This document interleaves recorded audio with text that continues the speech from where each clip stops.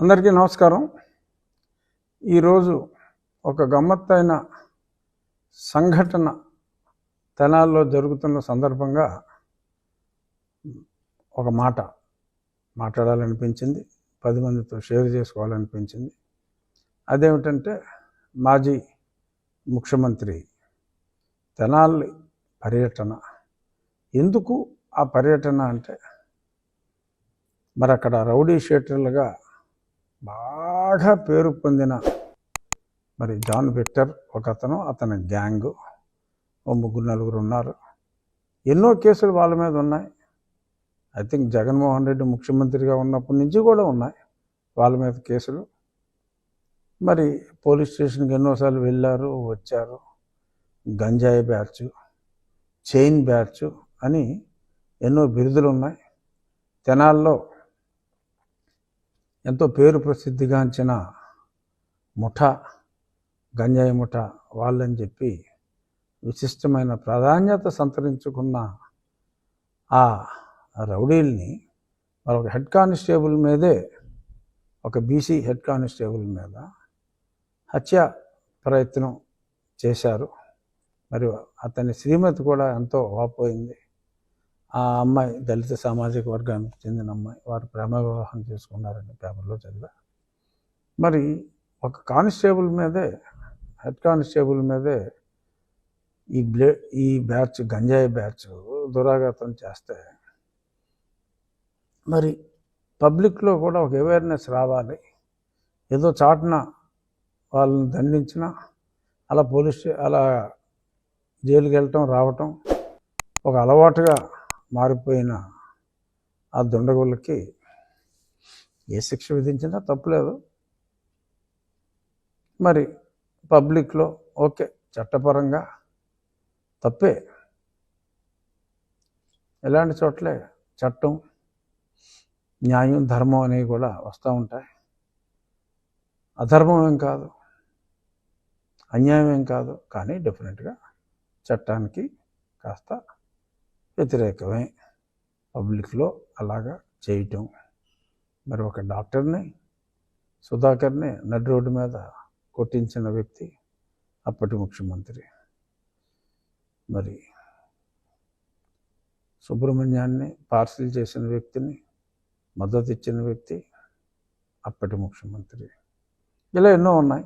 చాలామంది కూడా మాట్లాడినట్టున్నారు. ఆ విషయాల జోలికి నేను వెళ్ళను. కానీ ఈరోజు మరి అతనికి మద్దతు తెలియజేయటం కోసం మరి ఒక మాజీ ముఖ్యమంత్రి హోదాలో పనిచేసిన వ్యక్తి, అతని గత చరిత్ర చూసుకుంటే, ఆ మాజీ, ఇక్కడ నేను చెప్పేది గంజాయి బ్యాచ్ గురించి కాదు, మాజీ ముఖ్యమంత్రి గత చరిత్ర చూస్తే, మరి అప్పట్లో ఎంపీగా అదే పార్టీలో ఉన్న నన్ను 4 మంచి వ్యాఖ్యలు చెప్పినందుకు, అంటే సలహా. ఇప్పుడు క్రిటిసిజం ఎప్పుడూ స్ట్రాంగ్గానే ఉంటుంది. పొగడ్తలో మరి బాధ అనిపించవచ్చు. మరి అప్పుడు నేను జరుగుతున్న తప్పుల్ని వివరించవలసిన పరిస్థితి వచ్చినప్పుడు మరి తప్పుల్ని ఎత్తి చూపడం జరిగింది. మరి దాన్ని అన్యదా అతనప్పుడు భావించి నన్ను దారుణంగా చిత్రహింసల పాలు చేశాడు. చూసా ఆ వీడియో. రోడ్డు మీద వాళ్ళని కొట్టింది నథింగ్. 120 నుంచి 125 సార్లు నన్ను 5 విడతలుగా ఆ సునీల్ కుమార్ గారు పంపించిన బ్యాచ్ కొట్టారు. నన్ను జగనే పురమాయించాడు, అందులో ఏం డౌట్ ఏమీ లేదు. ఇది ఇండైరెక్ట్గా నాకు ఏదో మూల లింక్ అయిన సబ్జెక్ట్ కాబట్టి ఉపసభాపతి స్థానంలో ఉన్నప్పటికీ నేను మాట్లాడవలసిన పరిస్థితి. సో నన్ను ఎంత చిత్రవత్ చేశారు ఆ వీడియోలు అన్నీ కూడా ప్రజాబాహుల్యంలో ఉన్నాయి. మిలిటరీ హాస్పిటల్ క్లియర్ రిపోర్ట్లు ఇచ్చారు, అది అందరికీ తెలిసిందే. ఇప్పుడు ఎందుకు వచ్చిందంటే, మరి దెయ్యాలు వేదాలు వల్లించినట్టు అన్యాయంగా నన్ను కొట్టారు. ఇప్పుడు దారుణమైన గంజాయి బ్యాచ్ని మరి కొడితే పోలీసులు వాళ్ళ మీద హత్యా ప్రయత్నం చేసిన వాళ్ళని పైగా తగుదనమ్మా అంటూ పరామర్శకు వెళ్ళటం. లా అండ్ ఆర్డర్ని ప్రొటెక్ట్ చేయవలసిన బాధ్యత ప్రజాప్రతినిధులది. జగన్మోహన్ రెడ్డి ఇప్పుడు ముఖ్యమంత్రి కాకపోవచ్చు, కానీ ఒక ప్రజాప్రతినిధిగా పులివెందుల ప్రజలకి ప్రాతినిధ్యం వహిస్తున్న వ్యక్తి ఇలా గంజాయి చేసే బ్యాచ్కి నోన్ శిక్ష పడి జైలుకి కూడా వెళ్ళి శిక్ష కన్ఫర్మ్ చేసి వచ్చిన బ్యాచ్కి తన మద్దతు తెలియజేయటం, మరి ఇది దిగజారుడు ఓట్ల రాజకీయానికి పరాకాష్ట.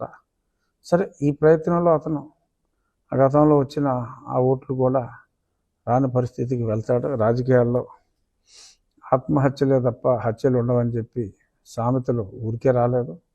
ఇటువంటి వాళ్ళని చూసే వచ్చినట్టుంది తెలుగుదేశం పార్టీకి, ఆర్ అన్ని రాజకీయ పార్టీలకి, ఒక్క యువజన శ్రామిక రైతు కాంగ్రెస్ పార్టీకి తప్ప ఈ రోజు ఎంతో సుదినం.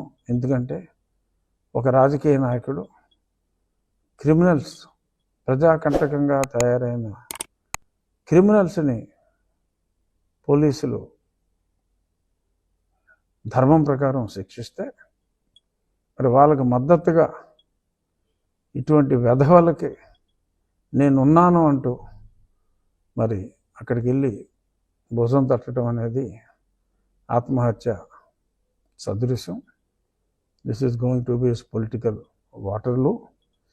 ఎనీహౌ, ఇక్కడ ఇంకొక యాంగిల్ కూడా నేను స్పృశించాలనుకుంటున్నా. ఒక నిందితుడు పేరు జాన్ విక్టర్. డెఫినెట్గా John Victor can't be a Hindu. I mean he can't belong to SC community as per the constitution.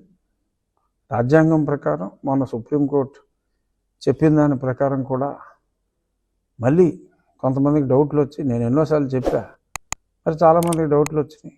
మన రాష్ట్రాల్లోనే కాదు, ఇతర రాష్ట్రాల్లో సుప్రీంకోర్టు కూడా తేల్చి చెప్పింది ఒకసారి మతం మారిన తర్వాత. మరి జాన్ విక్టర్ డెఫినెట్గా వెరిఫై చేస్తే తను బీసీసీఏ అవుతాడు. మరి దళితుడని చెప్పి మళ్ళీ రెచ్చగొట్టడం, ఇవన్నీ కూడా దిగజారుడు రాజకీయాలకి పరాకాష్ట. ఇక్కడ నేను గతంలో మాట్లాడిన అంశం ఈ అంశం కాబట్టి ఈ అంశాన్ని మరి నన్ను దారుణంగా హింసించిన వ్యక్తులు సరే ఏమీ చేయలేదు అని చెప్పి తప్పించుకోవాలని చూస్తున్నారు. సరే, ఆలస్యమైనప్పటికీ నో డౌట్ ఆలస్యమైంది. ఇప్పుడు వచ్చి సునీల్ కుమార్ని ఇంకా పిలవలా. బహుశా అతను వెనుకున్న, అతను ఊహల్లో సృష్టించుకున్న ఆర్మీని నిజంగా ఉన్నారని ఎవరైనా భయపడుతున్నారేమో నాకు తెలియదు. ఏదేమైనప్పటికీ ఇప్పటివరకు సునీల్ కుమార్ని పిలిచి విచారించకపోవటం డెఫినెట్గా అది సముచితం కాదు.